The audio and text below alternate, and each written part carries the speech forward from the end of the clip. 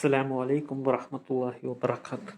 അപ്പോൾ കഴിഞ്ഞ വീഡിയോയിൽ ഞാനൊരു എക്സ് മുസ്ലിം ആയിട്ടുള്ളൊരു സോ കോൾഡ് എക്സ് മുസ്ലിം എന്ന് പറയാം ആയിട്ടൊരു സംവാദം നടത്തിയിട്ടുണ്ടായിരുന്നു. അപ്പോൾ അതിൽ ഞാൻ നുണ പറയുകയാണ്, അല്ലെങ്കിൽ ഞാൻ റെക്കോർഡ് കട്ട് ചെയ്തിട്ട് അങ്ങനത്തെ കുറച്ച് ആരോപണങ്ങളൊക്കെ അദ്ദേഹം പറഞ്ഞു.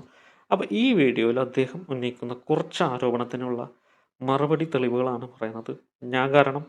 ഞാൻ ഇസ്ലാം വെളുപ്പിക്കുകയാണ്, മുഹമ്മദിനെ വെളുപ്പിക്കുകയാണ്, പൂശുകയാണ് അത്. അപ്പോൾ അതിന് മുന്നേ തന്നെ അദ്ദേഹം കുറച്ച് കാര്യങ്ങളൊക്കെ അയച്ചു കൊടുത്തപ്പോൾ അതിന് മറുപടിയായിട്ട് പറഞ്ഞ കാര്യങ്ങൾ നമുക്കൊന്ന് കേട്ടോക്കാം.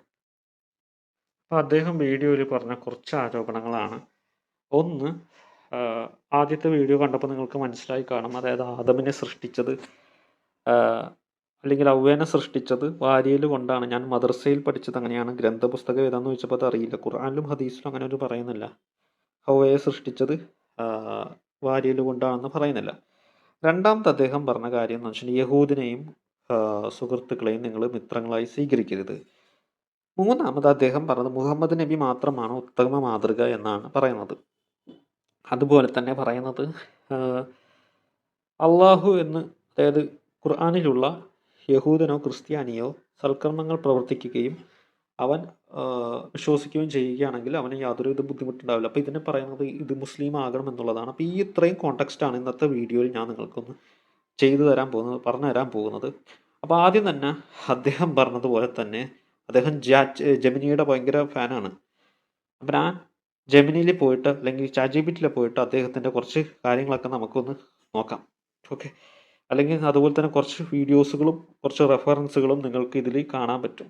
അത് എന്തൊക്കെയാന്നുള്ളത് ഞാൻ നിങ്ങൾക്ക് കാണിച്ചു തരാം. ഓക്കെ, എവിടെയാണ് കട്ട് ചെയ്തിട്ടുള്ളത്? അപ്പോൾ കട്ട് ചെയ്ത് എന്ന് പറയുന്നുണ്ട് അദ്ദേഹം. അപ്പോൾ ഞാൻ അദ്ദേഹത്തിന് വിളിച്ചപ്പോൾ ഉള്ള റെക്കോർഡിങ്സ് ആണ് ഇവിടെ ഉള്ളത്. ഞാൻ ആ റെക്കോർഡിങ്സൊക്കെ സ്ക്രീൻഷോട്ട് അയച്ചു കൊടുത്തിട്ടുണ്ടായിരുന്നു. ഞാൻ കട്ട് ചെയ്തിട്ടുണ്ടോ 51 മിനിറ്റും ഇത് 14 മിനിറ്റുമാണ്. അപ്പോൾ ഇത് ഇനി കേൾക്കാത്തവരുണ്ടെങ്കിൽ ഞാൻ നിങ്ങൾക്ക് അയച്ചു തരാം. അതിനുശേഷം അദ്ദേഹം കുറച്ച് കാര്യങ്ങളൊക്കെ പറയുന്നുണ്ട്. ഇങ്ങനത്തെ ആൾക്കാരുണ്ട് ഇഷ്ടം പോലെ. 3 അക്കൗണ്ട് കൂട്ടിച്ചിട്ട് നിങ്ങൾക്ക് എന്ത് മൈരാണ് നടന്നത്? പൂറി മക്കളെ, എന്ത് മൈരാ നടന്നത്? ആശയം കൊണ്ട് സമ്മതിക്കുക. നല്ല ആശയം കയ്യിലില്ലാച്ചിട്ടല്ലേ നാരികളെ നിങ്ങൾ അക്കൗണ്ട് പൂട്ടിയാൽ നിൽക്കണേ. അപ്പോൾ ഇദ്ദേഹം പറഞ്ഞ ഇദ്ദേഹത്തിൻ്റെ അക്കൗണ്ട് ഞാൻ പൂട്ടി എന്നാണ് പറയുന്നത്. ആക്ച്വലി എനിക്ക് പൂട്ടിയതായിട്ട് അറിയില്ല. ആരൊക്കെയോ പൂട്ടിയിട്ട് നമ്മളുടെ അടുത്ത് ഫ്രസ്ട്രേഷൻ തീർക്കുകയാണ്. അതിന് കൂടാതെ ഇൻസ്റ്റാഗ്രാമിൽ ഇദ്ദേഹം അയച്ചൊരു കമൻറ്റ് ഞാൻ നിങ്ങൾക്ക് കാണിച്ചു തരാം. അപ്പോൾ ഒരു സോ കോൾഡ് യുക്തിവാദി അല്ലെങ്കിൽ ഒരു ഡബിൾ സിൻഡ്രോം യുക്തിവാദിയുടെ ആശയം എന്താണെന്നുള്ളത് എല്ലാവരും മനസ്സിലാക്കാൻ വേണ്ടിയാണ്. അപ്പോൾ ഞാനതിൽ പറഞ്ഞപ്പോൾ ഹലോ, അസ്സലാമു അലൈക്കും, എന്തെല്ലാണ് സുഹൃത്തുക്കളെ, അടുത്ത ഈ ഒരു ഇതാണുള്ളത്. അപ്പോൾ ആദ്യത്തെ അദ്ദേഹത്തിൻ്റെ ഒരു ചോദ്യമാണ്, ജൂതനെയും ക്രിസ്ത്യാനിയെയും സുഹൃത്തുക്കളായി മാറ്റരുത്. ഈ ഒരൊറ്റൊരു ചിന്തയാണ് അദ്ദേഹത്തിന് ഇസ്ലാമിൽ നിന്ന് പുറത്തു പോയതെന്ന് പറയുന്നു. അപ്പോൾ നമുക്ക് ആ ഒരു ഇതിനെ പറ്റിയിട്ട് പറയുന്ന ഒരു കാര്യം നോക്കാം. അപ്പോൾ അതിൽ പറയുകയാണ് 5:52 വിശ്വാസികളെ ജൂതന്മാരെയും ക്രിസ്ത്യാനികളെയും ഉറ്റ സുഹൃത്തുക്കളായി എടുക്കരുത്.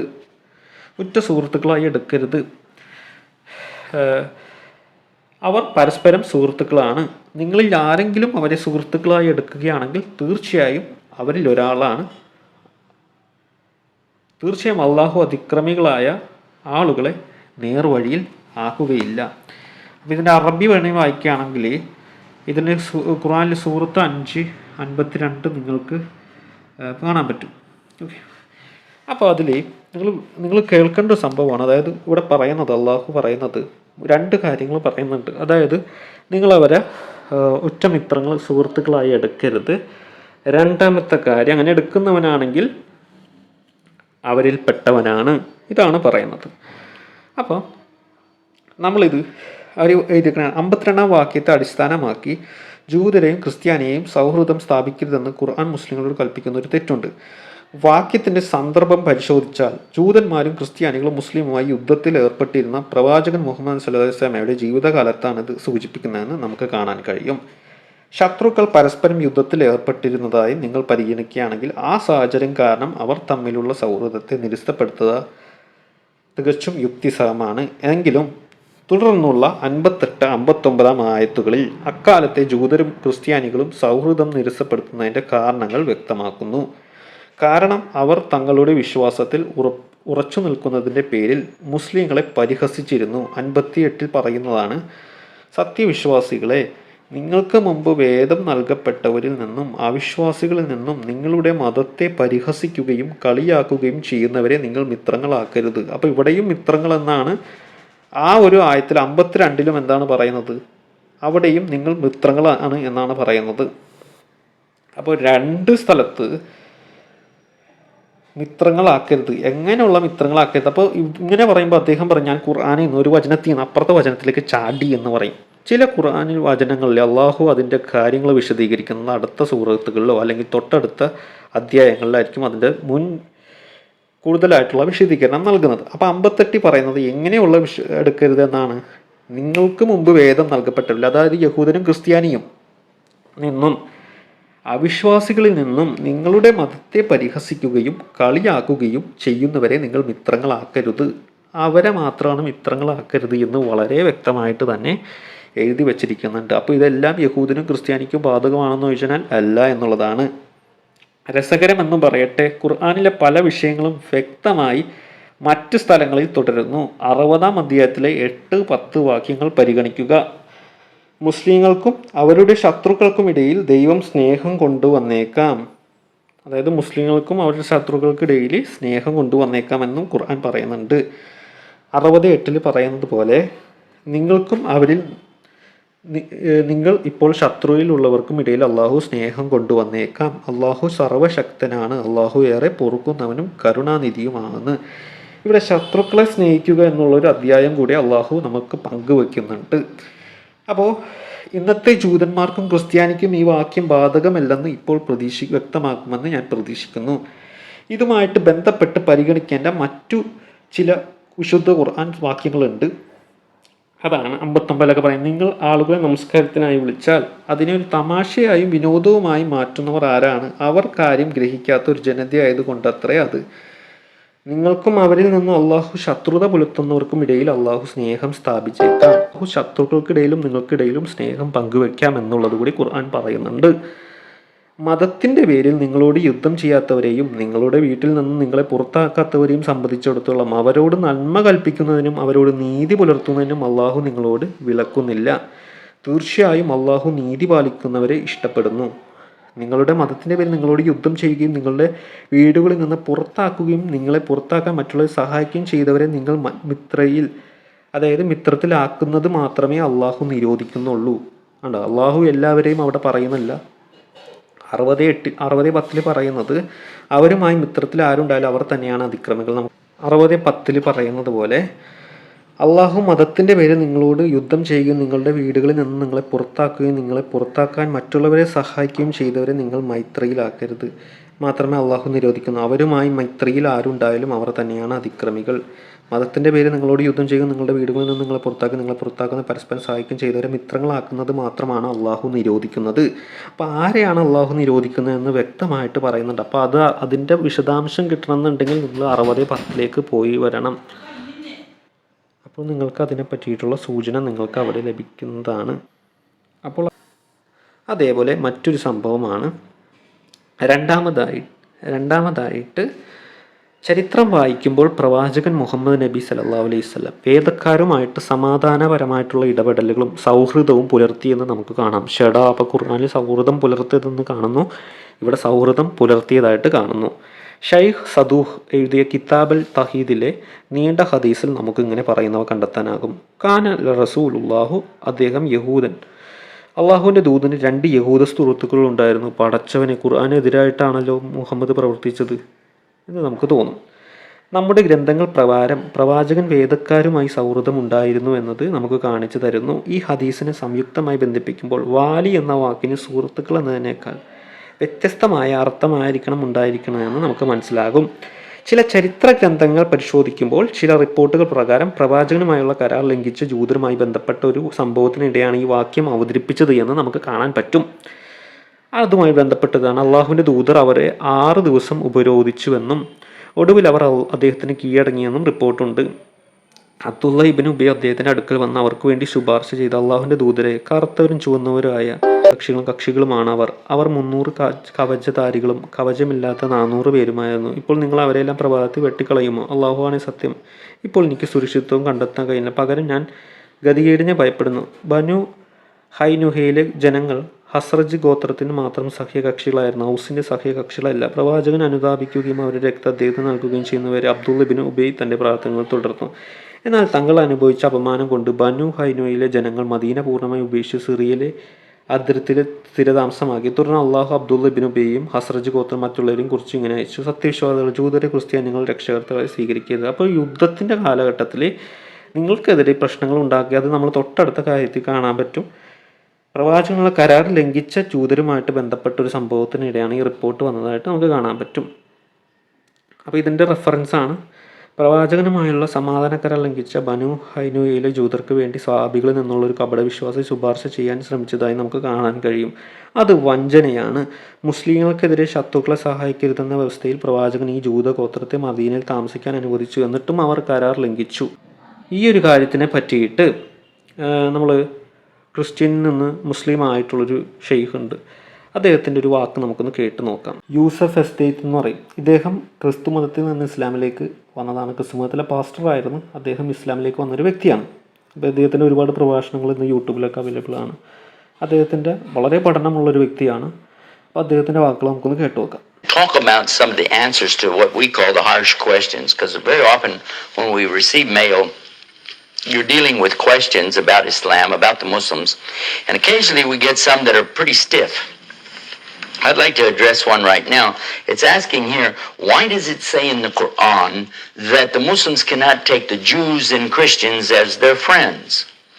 Well, first of all, let us realize that when people ask this, they perhaps they don't really know a lot of what's going on with Islam and the Quran. So let's take it easy on them.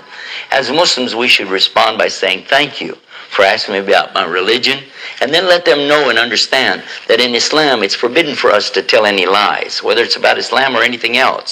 We can't lie. So what we're going to say to you is the truth based on some very clear proof and evidence that we have. So here we are, we're going to say the truth and the proof. And the proof is the evidence that's preserved for over 1400 years. The Quran has never been altered or changed, so what it says is what it says in the Arabic language. Now let us look at this subject. Does it actually say that? And the fact is, it doesn't really say that. So let us deal with the real question. What does it say in the Quran about Jews and Christians? In fact, the people of the book are the closest to us in belief. What we have is actually inherited the next, if you will, scenario of monotheism. It comes in the Old Testament, very clear, there's only one God.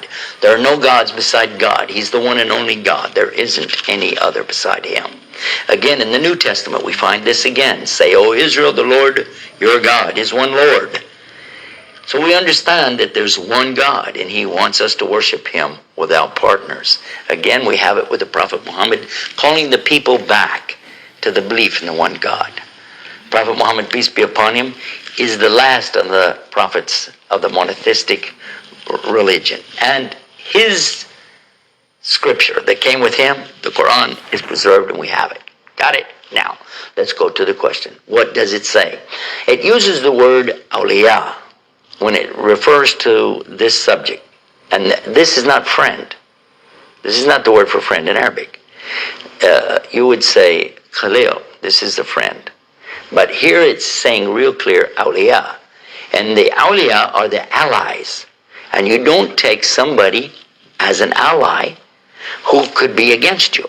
Or you don't take somebody as an ally, a close confidant, one that you're going to tell everything to that's not of your particular faith. It doesn't make sense. They're not going to understand a lot of what you're talking about. Perhaps some are even listening to me now, not understanding what I'm talking about. And this is exactly why you don't pull them into that close confidence until they better understand.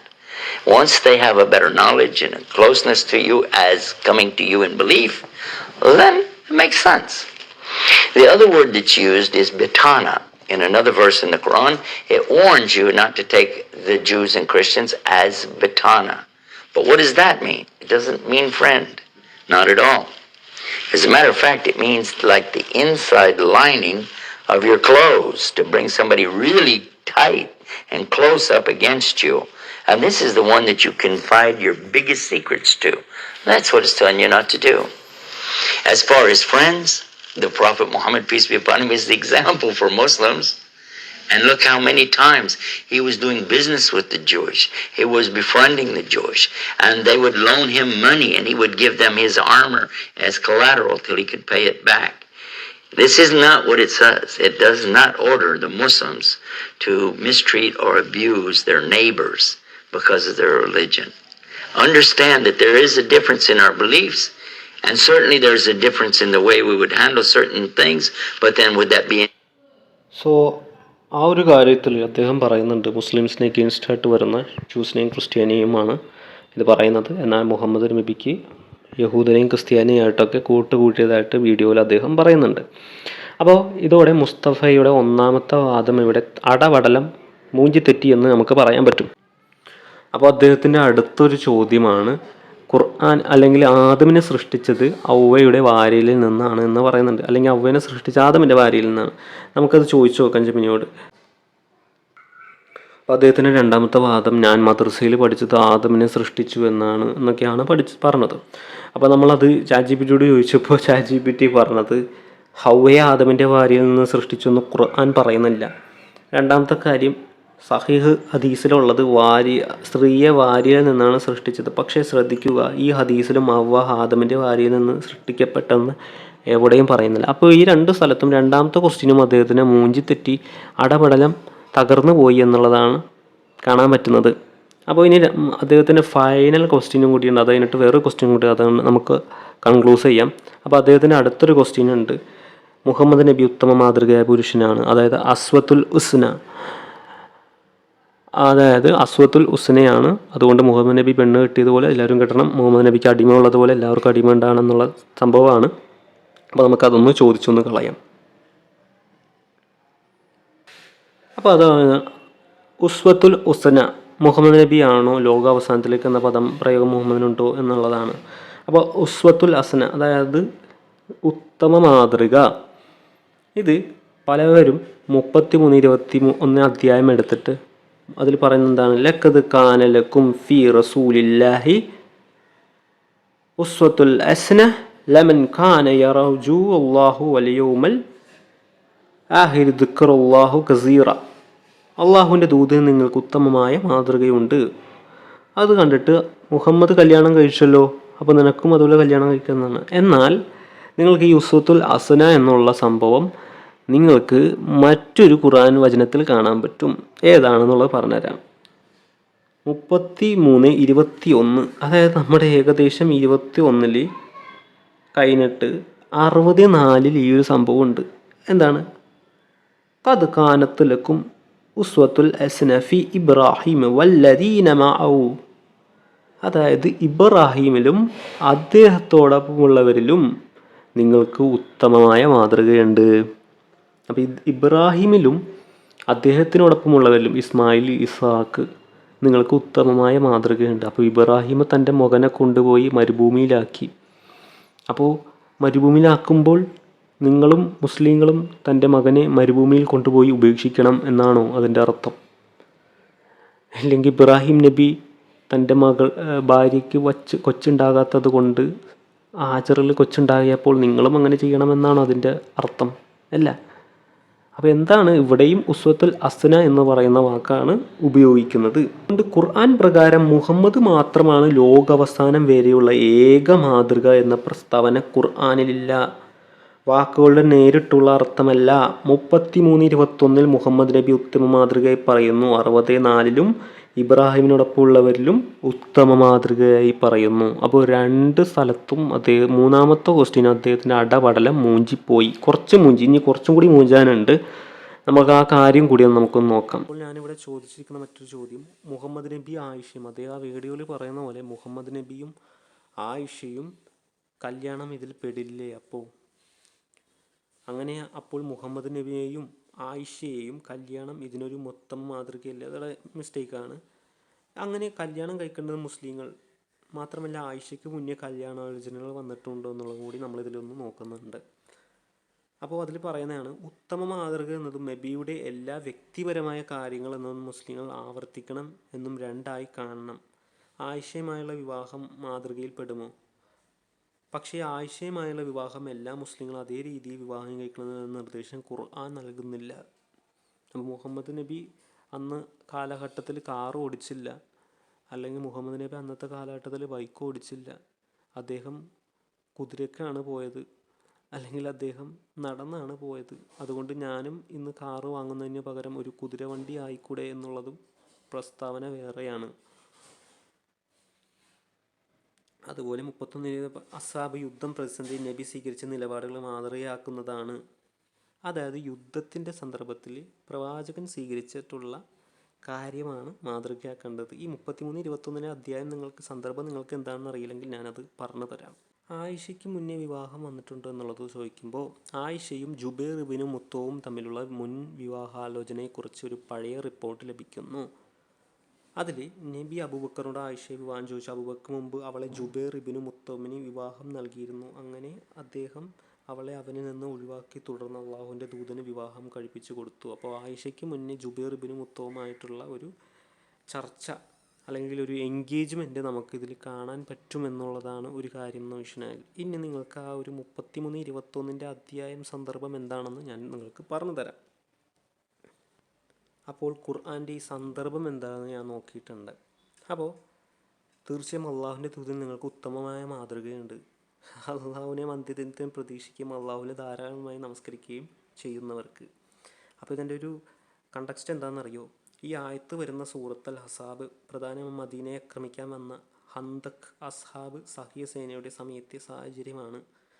ശത്രു സൈന്യങ്ങൾ മദീനയിലേക്ക് എത്തിയ സാഹചര്യം. അതിനുശേഷമാണ് ഈ വചനം വരുന്നത്. അതിനാൽ സന്ദർഭമായി പ്രത്യേകിച്ച് ആ വലിയ പ്രതിസന്ധി നബി കാണിച്ച ധൈര്യം, ക്ഷമ, വിശ്വാസം, അള്ളാഹുലുള്ള ആശ്രയം എന്നിവയാണ് ഇവിടെ മാതൃകയായി ചൂണ്ടിക്കാണിക്കുന്നത്. അല്ലാതെ നബി ഭക്ഷണം കഴിച്ചതോ കല്യാണം കഴിച്ചതോ അല്ലെങ്കിൽ അദ്ദേഹം കുതിരപ്പുറത്ത് ഓടിയതോ അദ്ദേഹം കാറില്ലാതെ നടന്നതോ അതൊന്നല്ല മാതൃക. അവിടെ എന്താണ് പ്രതിസന്ധി, അതായത് യുദ്ധം വരുന്ന സമയത്ത് അദ്ദേഹം ഒരു സ്ട്രാറ്റജി ചെയ്തു. ആ സ്ട്രാറ്റജിയിൽ ധൈര്യം, ക്ഷമ, വിശ്വാസം, അള്ളാഹുവിനോടുള്ള ആശ്വാസം, അതാണ് മാതൃക കാണിക്കാൻ പറയുന്നത്. അല്ലാതെ അവിടെ അദ്ദേഹം ഭക്ഷണം കഴിച്ചതോ അദ്ദേഹം പെണ്ണ് കിട്ടിയതോ കാര്യമല്ല മാതൃകയാക്കാൻ പറയേണ്ടത്. അപ്പോൾ ഇവിടെയും അദ്ദേഹം മൂഞ്ചി തകർന്ന് തരിപ്പണമായി. എന്ത് ചെയ്യാൻ? ഒരു നോക്കൗട്ട് എക്സ് മുസ്ലിമിൻ്റെ ഒരു പതനമാണ് ഇവിടെ കാണുന്നത്. അദ്ദേഹത്തിൻ്റെ മറ്റൊരു ചോദ്യം എന്ന് പറയുന്നത് ഖുർആനിലെ 5:69 Indeed, believers, Jews, Sabians and Christians, whoever true believe Allah and last day, good, there will be no fear or there will be grief. അതായത് യഹൂദനോ ക്രിസ്ത്യാനി അള്ളാഹുലെ അന്ത്യദിനത്തിൽ വിശ്വസിക്കുകയാണെങ്കിൽ അവർ യാതൊരു വിധ ബുദ്ധിമുട്ടും ഉണ്ടാവുകയില്ല.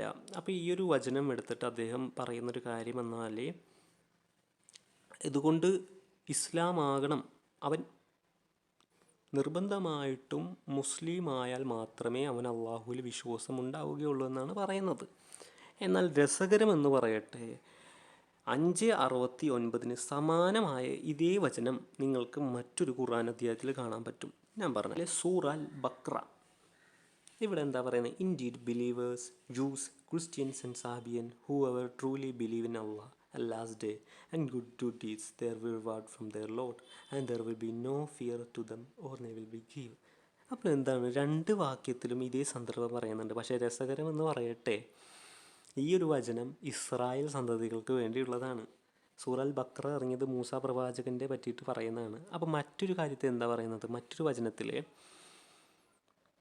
യഥാർത്ഥത്തിൽ പറയുന്നത് മുൻവേദക്കാരായിട്ടുള്ള ആളുകൾ പ്രവാചകൻ വരവിന് ശേഷമുള്ള അധ്യായം കൂടിയാണ് ആ ഭാഗത്ത് പറയുന്നത്. അപ്പോൾ രണ്ട് ഭാഗത്ത് ഖുർആൻ ഈ ഒരു സന്ദർഭം പറയുന്നുണ്ടെന്ന് പറയുന്നുണ്ട്. പിന്നെ മറ്റൊരു കാര്യമെന്ന് പറയുന്നത് സൽമാൻ റളിയല്ലാഹു അദ്ദേഹം ക്രിസ്ത്യാനിയായിരുന്ന സമയത്ത് അദ്ദേഹം ക്രിസ്ത്യാനികളുമായിട്ട് നടത്തിയൊരു സംവാദത്തിൻ്റെ ഒരു ആധികാരിക റിപ്പോർട്ട് ഈ ഒരു വാക്യവുമായിട്ട് ബന്ധപ്പെട്ടിട്ടുണ്ട്. അപ്പോൾ അതൊക്കെ ഞാൻ അദ്ദേഹത്തിന് അയച്ചു കൊടുത്തു. അപ്പോൾ ഈ ഒരു വീഡിയോയിൽ അദ്ദേഹത്തിൻ്റെ എല്ലാ കളവുകളും തകർന്ന് തരിപ്പണമായത് എന്ന് പറയുന്നത്. ഇനി ഇതിനെ റിയാക്ട് ചെയ്ത് അദ്ദേഹം എന്ത് വീഡിയോ എന്നിരുന്ന് അറിയില്ല. മുസ്തഫന്റെ ഒരു പൂടേക്ക് പറിക്കാനില്ല, എനിക്ക് എന്നെ വെല്ലുവിളിക്കുന്നു. മുസ്തഫന്റെ ഒരു പൂട പോലേക്ക് പറിക്കാൻ പൂട പോയിട്ട് ഇപ്പോൾ ഒരു പാട പോലും ഇല്ലാത്ത അവസ്ഥയായി മുസ്തഫയുടെ ഗതികേട് എന്ന് പറയുന്നത്. അപ്പോൾ ഇതൊക്കെ ഞാൻ അദ്ദേഹത്തിന് അയച്ച തെളിവുകളാണ്. കണ്ടോ? അപ്പോൾ ആവശ്യമായിട്ട് ബന്ധപ്പെട്ട കാര്യത്തിന് അവിടെ തോറ്റ് തന്നമ്പാടി തന്നെ ഇരിക്കുന്ന അവസ്ഥയാണ്. അപ്പോൾ ഞാൻ നേരത്തെ പറഞ്ഞ എല്ലാ വിവരങ്ങളും നിങ്ങൾക്കിതിൽ കാണാൻ പറ്റും. അപ്പോൾ മുഹമ്മദ് നബി ലോകത്തിൻ്റെ മാതൃക എന്ന വചനം പോലും ഖുർആനിൽ അക്ഷരാർത്ഥത്തിൽ ഇല്ല. അപ്പോൾ ഇതുപോലെ കുറേ നുണകൾ, കുറേ സോക്കാട്ടിക് എക്സ് മുസ്ലിംസുകളൊക്കെ ഇറങ്ങിയിട്ടുണ്ട്. രണ്ടിനും അദ്ദേഹം ഖുർആൻ കലക്കി കുടിച്ചെന്നൊക്കെയാണ് പറയുന്നത്. ഇപ്പോൾ ഇദ്ദേഹത്തിൻ്റെ പറ്റിയിട്ട് മനസ്സിലാക്കുന്നത് ദയവായി വീഡിയോ കണ്ടിട്ട് നിങ്ങളുടെ അഭിപ്രായം എന്താണെന്നുള്ളത് ആയോ ഒന്ന് കൊടുക്കാം.